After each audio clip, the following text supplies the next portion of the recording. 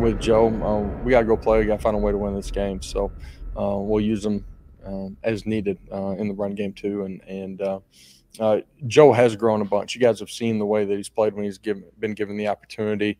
He's got really good command of what we're doing. We don't change what we do, and he'll be ready to go in this one. Broadcasting live from the only establishment in town that can't kick him out, his own basement. The world according to Rocket.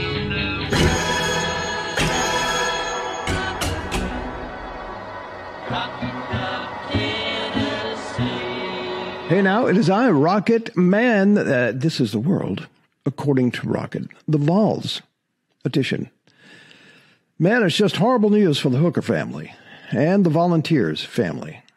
For volunteer fans everywhere. My gosh. If you haven't heard, by some remote possibility, Hendon Hooker, the Heisman frontrunner, was injured in the South Carolina game this weekend, and although it's a common injury in football, it's rough. It's a torn ACL in his left knee, and he unfortunately is out for the remainder of the season. I can tell by the look on his face. It's a painful injury. I had that back in the dinosaur days when I was playing in high school. It hurts. Wow. And all my best goes out to Hendo Cinco and to his family. Thank you, sir. And I mean that. You brought life and spirit and pride to an otherwise flailing and beaten and disheartened Tennessee Vols football program. You did, sir. And I can't thank you enough. And anybody that listens to this channel and watches this channel will say the exact same thing. I hope you get that surgery. I hope you recover quickly. And I hope you get your shot at the NFL, because you certainly earned that, sir. You did.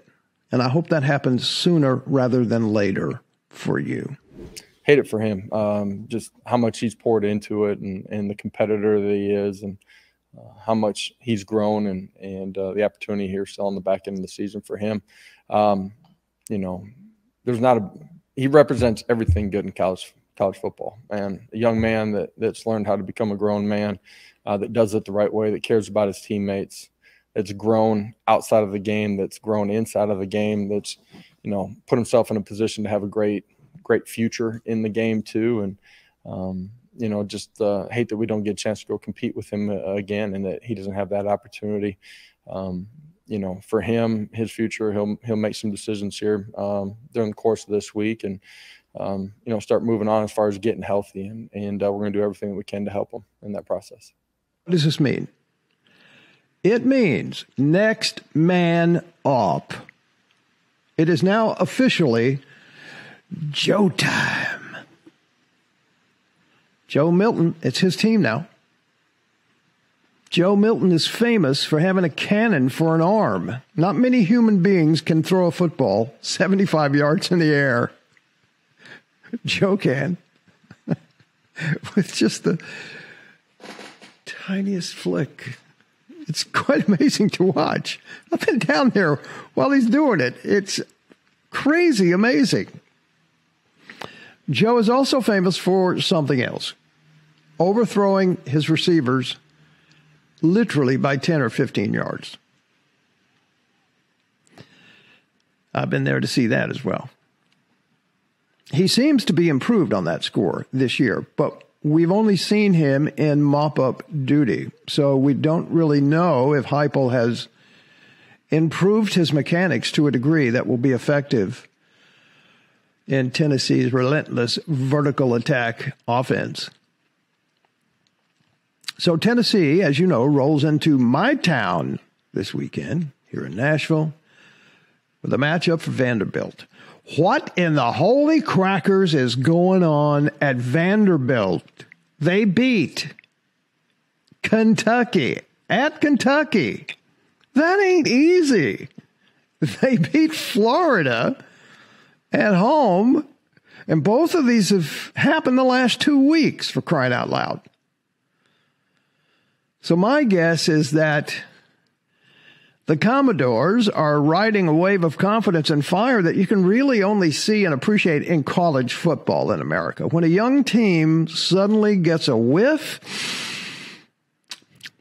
and a taste of winning, and they suddenly start believing in themselves, right? That could spell a lot of trouble for Tennessee this weekend under the circumstances. Let's look at the numbers. When we look at the power ratings, boom, boom, this, come on, little red marker, that should be the power rating right there. That should be the line for this game. Tennessee minus 24, right? This is the line for this game. This is what it opened at, 16-5, and it is even bet down worse than that, 14-5. What does that mean? It means that people are losing faith in Tennessee. This is Vanderbilt we're talking about. Really?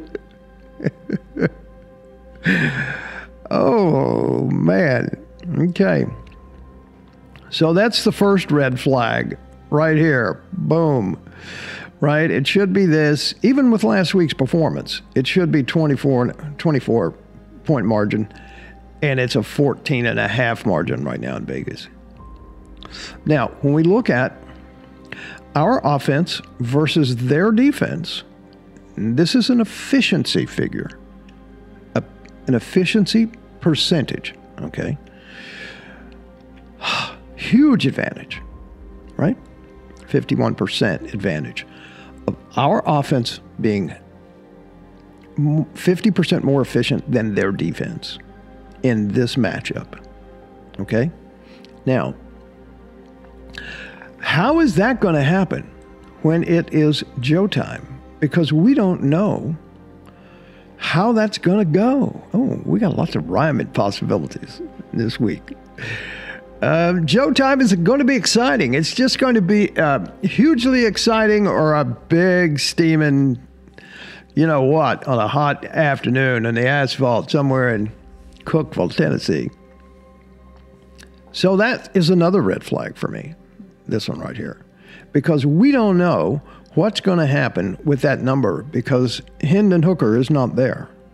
It's Joe. Then we look at their defense versus our offense.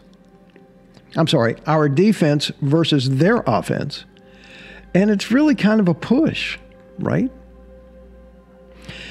So, man, the more and more I look at this, the scarier it gets, right? So the computer model, given all this information, is spitting out a 3.5-point win for Tennessee. Right? Big red flag. Big red flag. Holy crackers. Well, let's just be brave and go over here and put the red flag on it, for crying out loud, and be official about it, right? So there's your red flag. Hello. Come on. No. Boom. Help if I learned how to. Ay, ay, ay. That's the red flag. Man. Now, understand this. I'm not saying that that's going to be the score.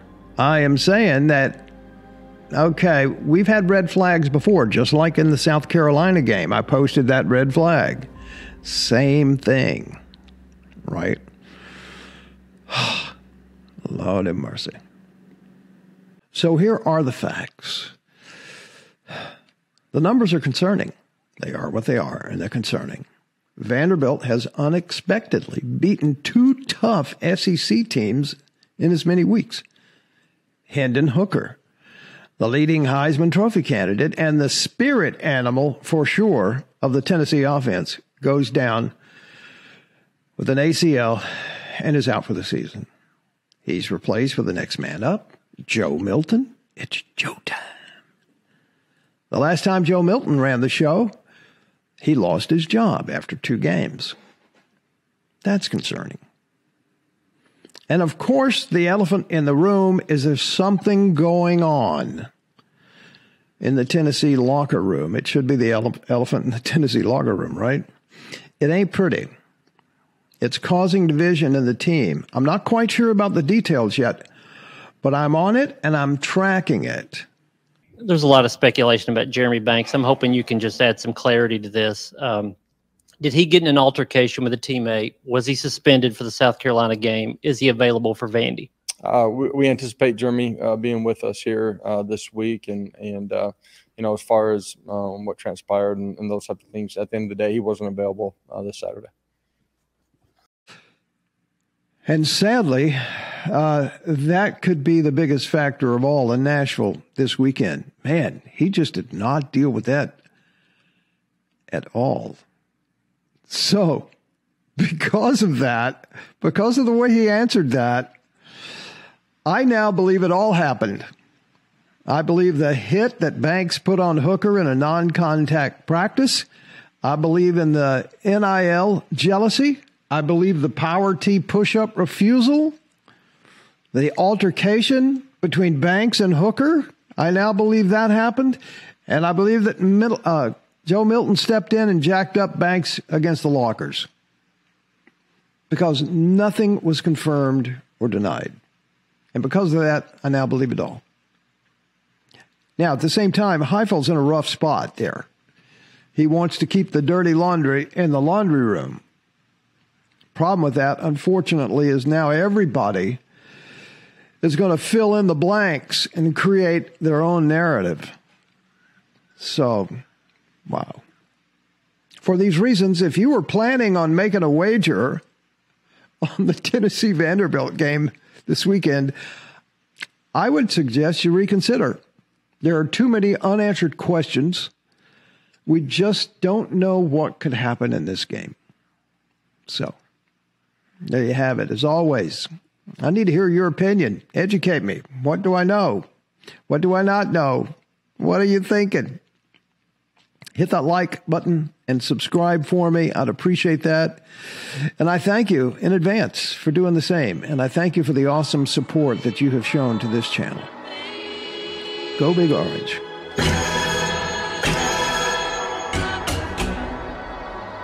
Rock.